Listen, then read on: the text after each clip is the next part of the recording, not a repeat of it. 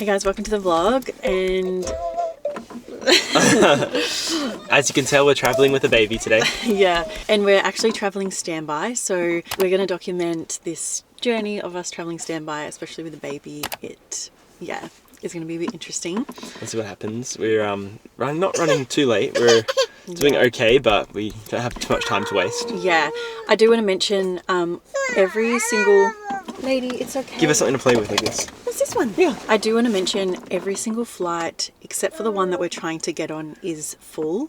So if we don't get on this flight, the 11:20 flight, then we won't be making it to Brisbane today. I know, so one chance. And we really need to go because we're actually house sitting and stuff. So we're being relied on to get there. Let's do it. Anyways, wish us luck.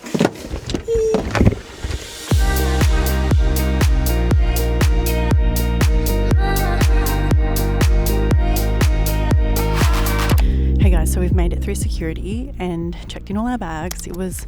It's always a bit stressful traveling with a kid, hey? A little bit, yeah. But we've made it and we're just at the gate right now.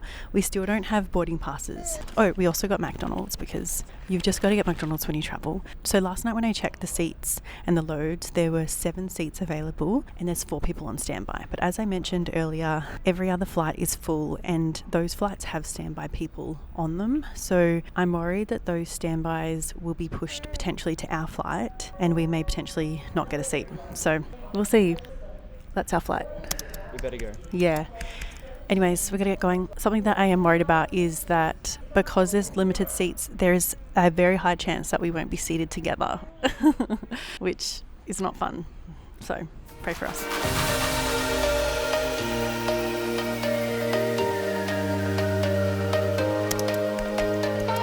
Okay, so update. It's really not looking good.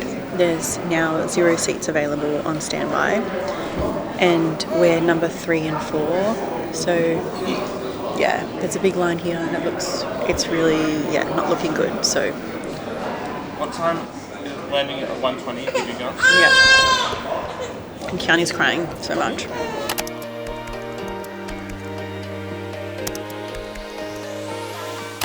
We got seats. Ah! Okay. We're not seated together though, but that's alright.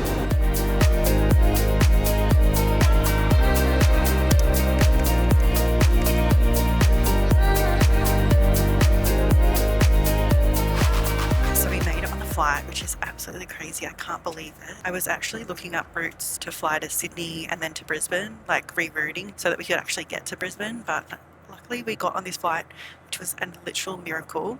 There were a few people that didn't get on, but we got on, which is like absolutely crazy. So we are so lucky. We aren't seated together, unfortunately. So I'm in row 10C and Braden is in 12D. So he's kind of just behind me. You could probably see him somewhere over there. But yeah, although we're not seated together, it's actually been okay because luckily Kiani on takeoff did really well. Like as you can see, she's literally just sleeping. She didn't even cry on takeoff, which is so good. So yeah, it's been such a good flight so far. We're only like 20 minutes in, but I'm gonna say that this is a win. We'll see how the rest of it goes. Yeah, we're heading to Brisbane. I can't believe it. And I can't believe I got on this flight. Like, I'm literally shook. Anyways, that's the update.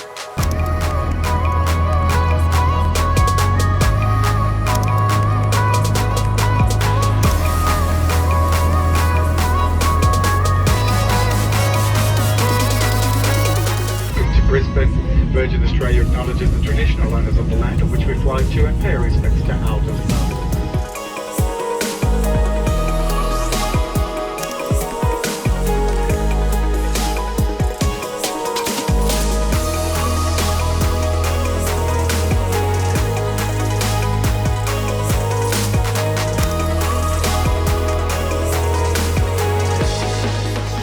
We've made it to Brisbane. Woo! And Kiani did so well on the flight. She was a little angel. Lady. Here in Brisbane, it's so sunny and nice. Luckily, we actually got on the flight, babe. That was so... I know, what the heck? This is like the story of our life. We I know, it always happens. about to not get on, and then we somehow managed to get a miracle. I know. Right? Yes, very fun. Oh. Who needs Disneyland when you have the luggage.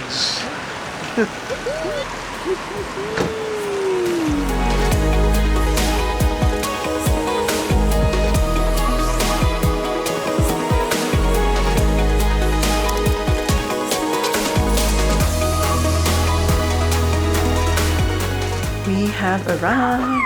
Kiani's got a little cot that she's exploring. This is where you're gonna sleep.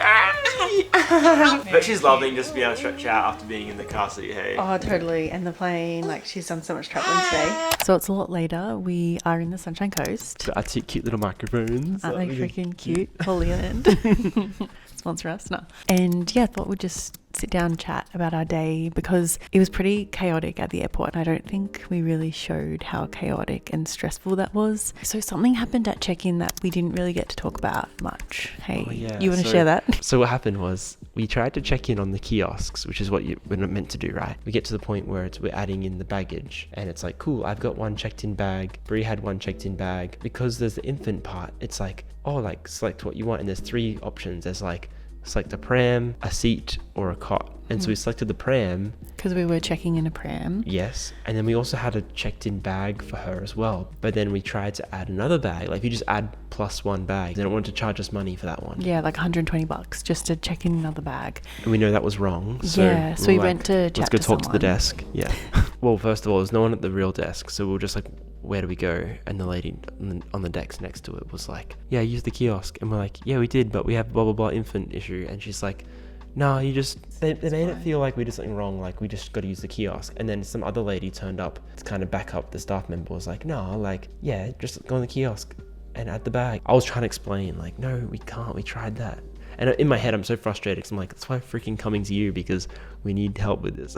And like as a staff member myself, like you only ask for help when you actually need help, and we actually needed help because it wasn't really working. Anyways, basically to check in a check-in bag for an infant, you just click like another item like a cot or like a... Later on, another staff member who was more helpful was saying, it's not like they say, okay, cool, you've had one pram now and you've got one cot now, like...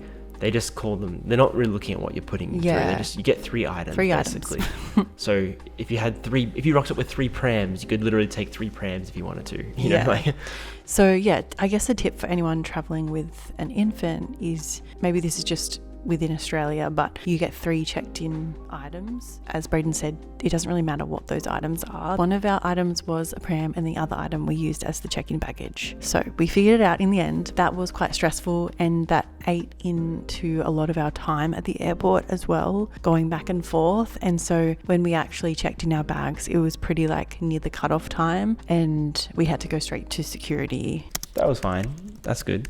Yeah, so a bit about that. They usually take you through a separate scanner. I don't think babies... It's like a metal detector one. Yeah. Oh, it's like a metal detector one instead of the other one. The whole body scan, because maybe, I don't know the reasoning, but perhaps babies can't have full body scans. Well, I guess they can't really even stand to be scanned properly. Like they probably just move around. So we all just went through that one. We took our pram to the gate as well. So the pram just got pushed through and I think they did like a little check of it to make sure there wasn't anything in the pocket. And then we went straight to the gate. By then she was like really hungry. So I gave her a feed and stuff. Obviously I wanted to wait till we were like taking off to feed her. When you're flying with an infant, it's great to feed them or get them to suck on something during takeoff and landing because it helps them equalize their ears. There's a few ways you can help with that: swallowing, sucking, and crying. Crying actually helps. I know a lot of people get upset with crying babies, but it's actually helping them. We got to the gate and Kiana was hungry and was like being a bit fussy, so I gave her a feed, which wasn't ideal because I was like,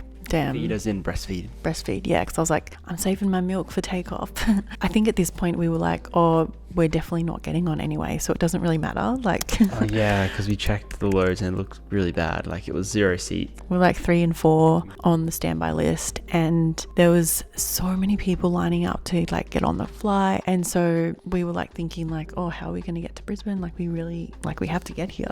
We're house sitting and looking after Chloe. You're giving her feed and we're trying to think of other options, and then you checked the app and miraculously We got seats. It was literally last minute as well. We were probably the second last people to board. I guess that's when they cleared us all. We got seats, but we were seated separately. But our seats were close by, which was awesome. Yeah. Basically, we were both on the aisle seat, but just Two rows from each two other. rows, yeah, apart. So like we could see each other and To pass Kiani back and forth a little tiny bit, yeah, which was good. which was great because that was probably one of the most things that I was nervous about when I found out we were going to be separated, because it's always hard, I don't know, distracting a baby and looking after them. But it actually turned out pretty well, I think. Yeah, I think it was fine. It was like was fun. probably the best flight that I think it we've was ever fun, taken. actually, because in a way it was better because she got to see a different perspective and different view, like Definitely. different scenery, being in a different location. So yeah, and she loved waving at like everyone, Yeah. like in the But different spots. I think with traveling with a baby, the flight itself is probably the least difficult part of traveling, actually. Like the thing you think is the most difficult is actually the flight.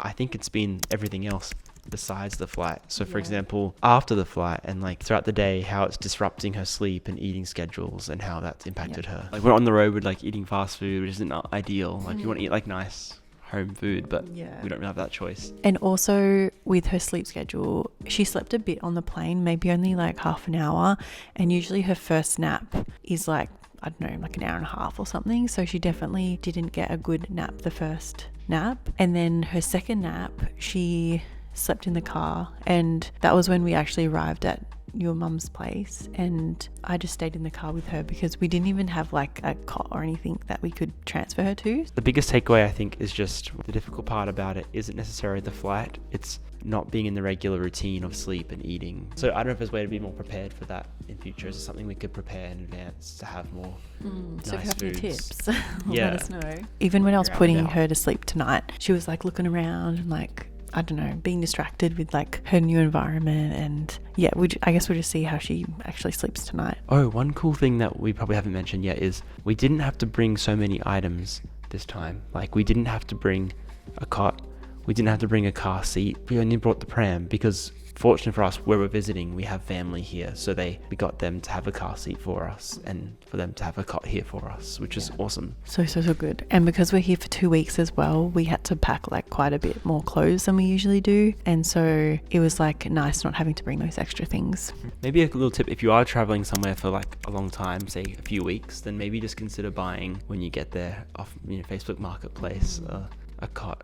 Totally. Just a cheap one temporarily rather than having the headache of bringing one. But Totally, 'cause yeah. we brought a travel cot last time we were here and she didn't sleep well in it at all. So Yeah, she didn't like it. now she has a real cot and a mattress, which is cool. Any final tips on like traveling standby with a baby or anything like that?